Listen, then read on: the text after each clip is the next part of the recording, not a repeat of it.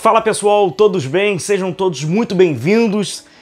Galera, falta apenas um dia, é amanhã a grandíssima decisão Flamengo e Atlético Paranaense em Guayaquil, 5 horas, horário de Brasília, a decisão da Copa Libertadores. Eu imagino que a ansiedade não possa ser diferente, a ansiedade está a mil, um grandíssimo jogo de suma importância para a história do Flamengo, então logicamente o torcedor do Flamengo está ansioso, está nervoso, a gente já imagina. Até mesmo por isso, hoje tem live. Então a nossa resenha é às 8 horas, beleza? A galera do grupo de membros, né, da nossa categoria ofensiva estão todos convidados, vão participar com a gente vai resenhar e é bom que vamos fazer companhia, né, uns aos outros e assim vai ajudar o tempo a passar, porque certamente essas últimas horas vão demorar e demais para passar. Então a nossa resenha hoje, 8 horas, chega junto aqui pra gente falar sobre esse jogo do Flamengo, essa nossa live especial, né, com os membros, e você inscrito está convidado para participar também.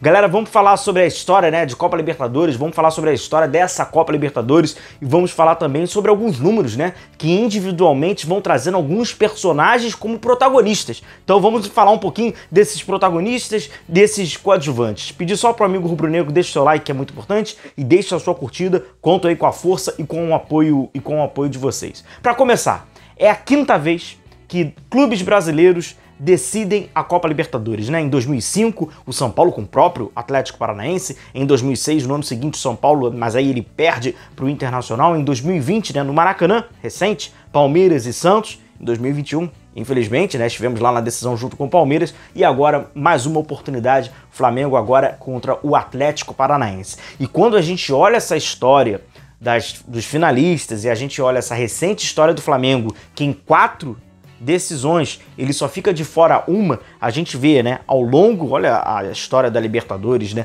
ao longo da Libertadores a dificuldade de chegar em 3 decisões em 4 anos, inclusive nessa era mais contemporânea da Copa Libertadores, inclusive, né, com esse regulamento um pouco mais próximo, né, do que é hoje, tem o Boca Juniors de Carlos Bianchi, Boca Juniors do Riquelme nos anos 2000. Ele consegue fazer exatamente o que o Flamengo vai agora. 2001 finalista e foi campeão, 2002 ele fica ausente, 2003 finalista e campeão, em 2004 ele perde a decisão. Então o Flamengo, em caso de vitória, nem se ele iguala, né? Chegando em 3 vezes nos últimos 4 anos e dentre essas vencendo 2. Então só pra gente ver, né, a proeza, né, e o que o Flamengo vai fazendo na América, vai protagonizando. Inclusive, galera, a gente tem um vídeo aqui no canal muito legal que a gente fala porque o Flamengo pode, né, ser um invicto, né? Apenas o 8º invicto ao longo da história da Libertadores e o 3º brasileiro apenas. Santos, do Pelé, e o Corinthians, em 2012. Então o Flamengo tem uma oportunidade de vencer de uma forma invicta. O link tá aqui, vou deixar aqui o cardzinho para vocês acompanharem esse vídeo, que aí fala muito legal que campanha que o Flamengo vai fazendo. E a campanha tá aí, né? Os números, eles acabam falando por si só, né? O Flamengo não perdeu, né, desde aí da fase de grupos, vencendo o Sport Cristal fora de casa, vence o Tacheres no Maracanã, vence o Católica fora de casa, empata com o Tacheres fora de casa, vence no Maracanã o Católica, vence no Maracanã o Sporting Cristal, e aí vem as oitavas, vence o Tolima fora de casa, dá um acachapante 7-1 histórico, 7-1 no Maracanã. Nas quartas de final tem um grande jogo contra o Corinthians, vence na Arena do Corinthians, depois vence no Maracanã, uma goleada também histórica em Buenos Aires, vencendo o Vélez por 4-0, protocolarmente vence o Vélez também no Maracanã por 2-1 e agora tem um encontro contra o Atlético Paranaense. Então uma grandíssima campanha do Flamengo. E agora falando sobre esses personagens, né, que personagens são esses que vão escrevendo, né, a história dessa belíssima campanha do Flamengo, de um possível tricampeonato, a gente já começa com ele, que é o artilheiro Pedro. O Pedro, ao longo da competição, tem 12 gols, ele marcou 8 de pé direito, 3 de cabeça e 1 de perna canhota, né? E a artilharia da competição não tem como, né? Quem passar o Pedro ali isolado com 12 gols, o Rafael Navarro e o Rony do Palmeiras com 7, além do Lucas Jansson com 7 e o Rafael Veiga também do Palmeiras com 6 gols. E ainda dentro desses gols do Pedro, né, são 12 dentro da área, 3 no primeiro tempo e 9 ele marcou no segundo tempo. Vou deixar um card aqui, a gente já falando sobre os gols, né, do Pedro nessa era Dorival Diola, né? Dorival Diola não fez o Pedro ter bola, né? Não é bola na rede dos rivais a toda hora, Pois bem, a gente falou sobre esses gols do Pedro, né? Então vou deixar aqui, cara, tem um mapeamento, tem um raio-x, como ele faz, de que forma, a grande maioria, né, de primeira. Então o link também tá aqui, vou deixar o convite pra você. E aí o Pedro, né, ele marcou gols em todas as partidas, né? Ele marca contra o Tajeres, marca contra o Sporting, marca contra o Católica. No 7-1, ele marca 4, uma partida histórica do Pedro, que ele acertou tudo nesse jogo. Ele marca 4 gols, marcou nas quartas de final e marcou também na semifinal, né? Um hat-trick lá na Argentina, na casa do Vélez, e aqui no Maracanã ele também marcou um gol. Possivelmente aquele anel bonitão, né, da Conmebol, possivelmente o Pedro acaba entrando nessa decisão como um grandíssimo favorito para conseguir, né, esse prêmio individual. Deixa aqui o convite para o amigo rubro-negro que ainda não está inscrito, aperta o botão vermelho, cara, de inscrever-se, seja muito bem-vindo, e eu conto com a força de vocês para sempre gerar o conteúdo aqui no canal. Muito obrigado pela força e por esse apoio de vocês, hein? A inscrição. E falando em artilheiro, logicamente a gente fala de um jogador histórico, que é o Gabigol, e vale lembrar que vai que o Gabigol repete a façanha de 2019, marca 2 gols, o que acontece? Ele se torna, né, o brasileiro maior artilheiro da história da Libertadores, ultrapassando o Luizão, que tem 29, e além disso, né, ele acaba ultrapassando também o colombiano De Ávila, com 29, e o Sarnari, né, ele que é um jogador também histórico do River Plate, além de, claro, empatando ali com o Morales, com 30 gols. Então, além disso, individualmente tem ali pro Gabigol.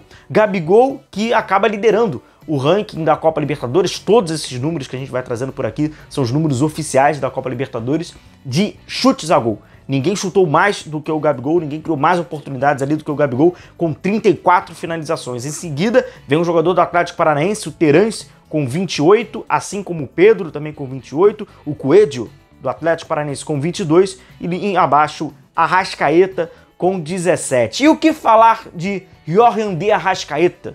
Mais um jogador que, caso vença como titular, histórico, né? Esse também, assim como o Gabigol, Everton Ribeiro e Filipe Luís, venceram em 2019, estarão de novo, mais uma vez, iniciando a partida, estão, né, escrevendo história ao longo da Libertadores, ao longo de tudo que tem feito com a camisa do Flamengo, muitos títulos, muitas taças. E o Arrascaeta, né, nessa Copa Libertadores, marcou 2 gols e 3 assistências. Passando pelo número de passes, quem mais acertou passes na competição foi o Pedro Henrique, 627 passes, o defensor do Atlético Paranaense. O mais próximo ali do Flamengo é o Filipe Luís, né, com 478 passes, em seguida Everton Ribeiro com 468 e Thiago Maia com 465. Dribles, Canóbio, atacante pelo lado direito do Atlético Paranaense, 43 dribles. Olha quem é o primeiro do Flamengo? Rodinei, 38, Arrascaeta com 33, Everton Ribeiro com 32 e para fechar ali o Terence, jogador do Atlético Paranaense também, com 31. Desarmes, Pedro Henrique, 57 desarmes, Davi Luiz segue ali com 38, e aí vem toda a linha defensiva, né, do Atlético Paranaense. O Hernandes com 32, o Abner com 31 e também o lateral, mas dessa vez o lateral direito, né, o Kelvin com 25. Não viu ainda o ponto fraco do Atlético Paranaense? Nosso vídeo de ontem, pô, dá uma olhada aqui, o link está aqui vou deixar aqui para vocês também o card. A gente falou, tem um problema, né, o que o Filipão até falou, eu não sou mágico, ele deu essa resposta porque o Atlético Paranaense está sofrendo muitos gols de bola aérea, né, muitos cruzamentos. Então o Filipão tá com esse problema, é um problema que aparentemente, segundo a comissão técnica do Luiz Felipe Scolari, é crônico, porque segundo ele existe desde 2019, 2020, 2021, não diferente agora. Então dá uma olhadinha aqui, quem sabe, né, o Flamengo pode se beneficiar dessa fragilidade, desse ponto fraco. E a comparação entre ambas as equipes,